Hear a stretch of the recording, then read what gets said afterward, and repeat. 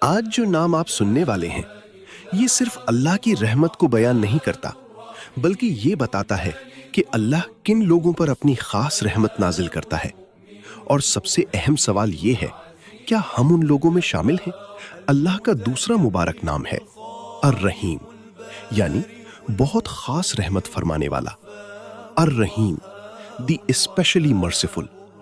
الرحمن کی رحمت ہر مخلوق کے لیے ہے، لیکن الرحیم کی رحمت ان لوگوں کے لیے خاص ہے جو اللہ کی طرف رجوع کرتے ہیں، یعنی یہ وہ رحمت ہے جو دنیا اور آخرت میں مومن کو نصیب ہوتی ہے۔ الرحمن سب کے لیے، الرحیم خاص رحمت۔ قرآن ریفرنس۔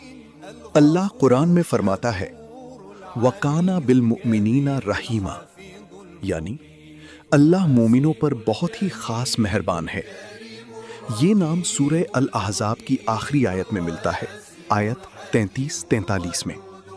اس سے پہلے والی آیت میں بیان ہوتا ہے کہ اللہ اور اس کے فرشتے پروفٹ محمد پر درود بھیجتے ہیں تاکہ لوگوں کو اندھیروں سے نکال کر روشنی کی طرف لایا جائے۔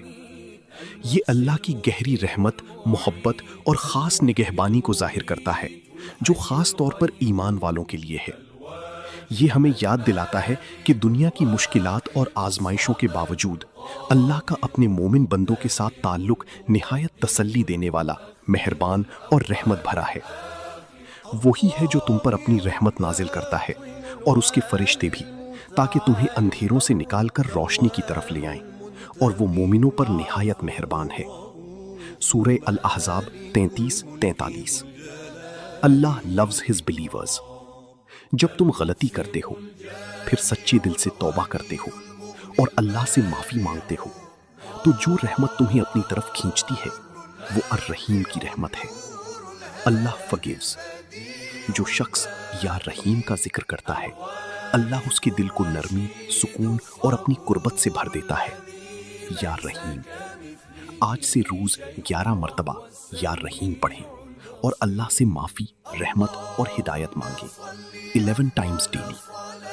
یہ تھا اللہ کا دوسرا نام الرحیم۔ اللہ کے باقی نام سیکھنے کے لیے چینل فالو کریں اور کامنٹ کریں یا رحیم۔ وصحبه وسلم عدد معلوماتك ومداد كلماتك، كلما ذكرك ذاكرون وغفل عن ذكره الغافلون.